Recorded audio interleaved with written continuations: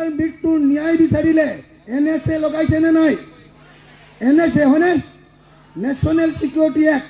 তাৰ অৰ্থটো কি? যে ৰাষ্ট্ৰদ্ৰোহী বুলি কৈছে। কোনটো কথাত কৈছে?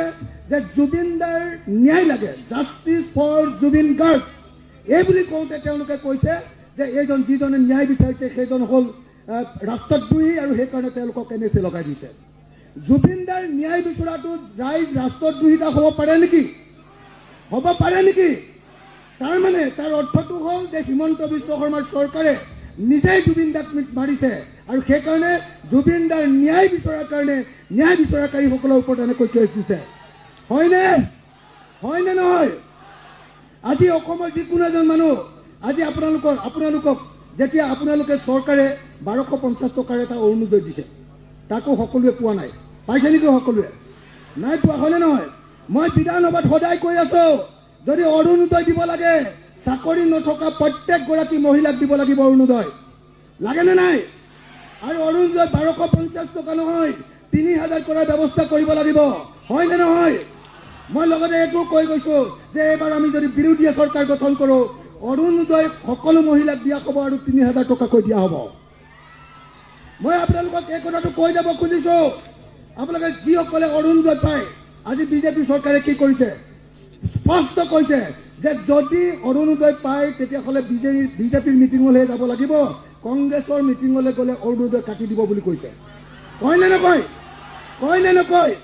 মই এই মঞ্চৰ পৰা সুধিব খুজিছোঁ হিমন্ত বিশ্ব শৰ্মা, যে হিমন্ত বিশ্ব শৰ্মাৰ দেউতাকৰ পইচা দিছে নে শহুৰেকৰ পইচা দিছে যে আমি তেওঁৰ চৰকাৰী স্কিমৰ ধন লৈ তাৰপিছত বিজেপিক ভোট দিব লাগে? হয়নে নহয়? হয়নে নহয়? হয়নে নহয়? আজি সকলোৰে স্বাধীনতা কাঢ়ি লৈছে নে নাই?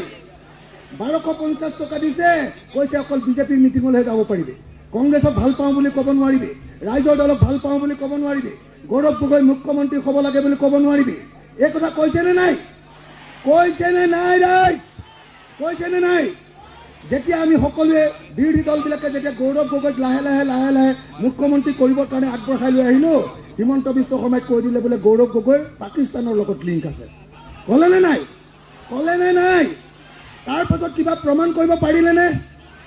আৰু প্ৰমাণ কৰিব নোৱাৰিলে তেওঁ ৰাজনীতি বাদ দিম বুলি কৈছিলে নে নাই? কৈছিলে নে নাই?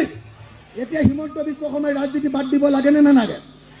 আৰু এটা কথা তেওঁ কৈছিলে যে জুবিন গাৰ্গক যদি ন্যায় দিব নোৱাৰে তেতিয়াহ'লে বিজেপি চৰকাৰক ভোট দিব নালাগে। এইবাৰ তেওঁ ন্যায় দিব পাৰিলে নেকি জুবিন গাৰ্গক? গতিকে বিজেপিক ভোট দিব নালাগে, হয়নে নহয়? জুবিন দাই কি কৈ গৈছে যে বিজেপি হ'ল এটা বটলা পাৰ্টি, হয়নে? গতিকে বটলা পাৰ্টিক এবাৰ খেদিব লাগিবনে নাই? যিসকলে জুবিন গাৰ্গক ভাল পায়, যিসকলে জুবিন গাৰ্গৰ গান ভাল পায়, যিসকলে জুবিন গাৰ্গক হত্যাক ভাল পায়, মই সকলোকে অনুৰোধ জনাইছোঁ যে আহক আমি সকলোৱে লগ লাগি জুবিন দাই কৈ যোৱা এই বটলা পাৰ্টিটোক অসমৰ পৰা খেদি দিওঁ। আহক। হয়নে নহয়? হয়নে নহয়? পাৰিম নে নোৱাৰিম? পাৰিম নে নোৱাৰিম? পাৰিম নে নোৱাৰিম? আপুনি চাওক, আজি যেনেকৈ গৌৰৱ গগৈ পাকিস্তানী বুলি ক'ব খুজিছে, তেনেকৈ মোক কৈছে যে অখিল গগৈ। এইটো অখিল গগৈ নহয়, ই অখিল উদ্দিন। কৈছে নে নাই? আৰু এতিয়া কি কৈছে? কৈছে বোলে এই অখিল গগৈটো চুমা বাবা। কৈছে নে নাই? তাৰমানে আপুনি যদি ৰাইজৰ পক্ষত কথা কয় তেতিয়াহ'লে পাকিস্তানপন্থী, যদি ৰাইজৰ পক্ষত কথা কয় তেতিয়াহ'লে ৰাষ্ট্ৰদ্ৰোহী, যদি ৰাইজৰ পক্ষত কথা কয় তেতিয়াহ'লে চুমা বাবা। হয়নে নহয়? কিন্তু আমি দেখি আছোঁ, মই এগৰাকী বৃদ্ধ মাতৃক এটা কপালত চুমা খাইছিলোঁ, বিপদত পৰোঁতে, হয়নে নহয়? কিন্তু এতিয়াতো মই সদায় দেখি আছোঁ যে হিমন্ত বিশ্ব শৰ্মাই য'তে ত'তে জীয়ৰী বোৱাৰীবিলাক চুমা খাই আছে। হয়নে নহয়? হয়নে নহয়? শ্ৰদ্ধেয় ৰাইজ, মই আপোনালোকক স্পষ্টকৈ ক'ব খুজিছোঁ, এইবাৰ হিমন্ত বিশ্ব শৰ্মাক খেদিব লাগিব, কাৰণ হিমন্ত বিশ্ব শৰ্মাই আমাৰ দেশৰ সকলো গণতন্ত্ৰ ধ্বংস কৰি দিলে, আমাৰ দেশৰ সম্পূৰ্ণৰূপে কণ্ঠ ৰুদ্ধ কৰি দিলে, মাত পাতিব নোৱাৰা কৰি দিলে। গতিকে কণ্ঠ ৰুদ্ধ কৰা বিজেপিৰ চৰকাৰক এইবাৰ ব্ৰহ্মপুত্ৰ দলিয়াবৰ কাৰণে মই সকলোকে সাজু হ'বৰ কাৰণে আহ্বান জনাইছোঁ। এটা গেছ চিলিণ্ডাৰৰ দাম 414 টকা থাকোঁতে কৈছিলে বিজেপিয়ে যে কংগ্ৰেছে দেশখন খালে, কাৰণ কংগ্ৰেছৰ দিনত 414 টকা গেছ চিলিণ্ডাৰ দাম হ'ল। তাৰপিছত ভাইৰ বেহেনো আহিলে, ভাইৰ আৰু বেহেনো আহি কি ক'লে? 414 টকাৰ গেছ চিলিণ্ডাৰৰ দাম 1152 টকা কৰি দিলে নে নাই? দিলে নে নাই? তেওঁ কৈছিলে যে মেহেংগায়ে হটায়েংগে, কৈছিলে নে নাই? মূল্য বৃদ্ধি কমাম বুলি কৈছিলে। 414 টকাটো 1152 টকা কৰিলে, অৰ্থাৎ 750 টকা দাম বঢ়াই দিলে। হয়নে নহয়? গতিকে ইমান বস্তুৰ দাম বঢ়োৱা এই চৰকাৰখনক আমি গাড়ীৰ পৰা খেদিব লাগে নে নাই? লাগে নে নাই? সকলো ব্যৱসায় বাণিজ্য ধ্বংস কৰি দিলে। আপোনালোকে যিকোনো দোকানলৈ যাওক, দোকানলৈ গ'লে মানুহক কয়, মানুহ দোকানীজনে কয় যে বজাৰ বেয়া, বিজেপি অহাৰ পৰা চবৰে বজাৰ বেয়া। কেলে বজাৰ বেয়া? তাৰ কাৰণটো হ'ল নৰেন্দ্ৰ মোদীয়ে ইতিমধ্যে ভাৰতবৰ্ষৰ গোটেই খুচুৰা বজাৰখন বিদেশী কোম্পানীক দি দিলে। আমাজন, ফ্লিপকাৰ্ট এইবিলাকক দি দিলে। এতিয়া অনলাইনত গোটেই বিজনেছ হয়। আৰু আমাজনৰ পৰা যদি আমি এটা চাৰ্ট কিনো, তেতিয়া অসমীয়া মানুহে অকল 20 টকাহে ডেলিভাৰী চাৰ্জ পায়, আমাৰ ডেলিভাৰী বয়টোৱে। বাকী গোটেই টকা আমেৰিকালৈ গুচি যায়। ফ্লিপকাৰ্টৰ পৰা কিনিলে গোটেই টকা চীনলৈ গুচি যায়। গতিকে এনেকৈ আমাৰ গোটেই বজাৰখন বিজেপিয়ে কমপ্লিটলি কলৈ চলে? সম্পূৰ্ণৰূপে অনলাইন বিজনেছক দি দিলে, ডাঙৰ কোম্পানীক দি দিলে। আৰু সেইকাৰণে এতিয়া আমাৰ সকলো বস্তুৰ দাম বাঢ়িছে, কোম্পানীবিলাকৰ দাদাগিৰি বাঢ়িছে, সকলো ব্যৱসায় তেওঁলোকৰ হাতলৈ গুচি গৈছে। আৰু সেইকাৰণে ব্যৱসায় ভাল কৰিবৰ কাৰণে, বস্তুৰ দাম কমাবৰ কাৰণে আৰু গণতন্ত্ৰ ৰক্ষা কৰিবৰ কাৰণে আহক আমি সকলোৱে মিলি এইবাৰ আমি বিজেপিক ব্ৰহ্মপুত্ৰত দলিয়াই দিওঁ।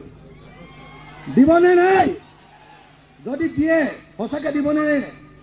যদি দিয়ে সকলোৱে এবাৰ জয় আই অসম কৈ মোৰ বক্তব্য সামৰণি মাৰিব খুজিছোঁ। জয় আই অসম! আৰে ভালকে একেলগে শুনি লওক। জয় আই অসম! জয় আই অসম! বিজেপি মুৰ্দাবাদ! ফেসিস্ট শক্তি নিপাত যাওক! ইনকাব জিন্দাবাদ! বিরোধী মিত্রতা জিন্দাবাদ!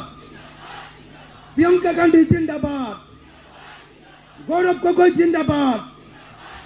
জিতেন্দ্র সিং জিন্দাবাদ! রাহুল গান্ধী জিন্দাবাদ! রাজা দল জিন্দাবাদ! জাতীয় পরিষদ জিন্দাবাদ! বামপন্থী দলসমূহ জিন্দাবাদ! রাজ্যের ঐক্যবদ্ধ সংগ্রাম জিন্দাবাদ! ধন্যবাদ। জয় অসম!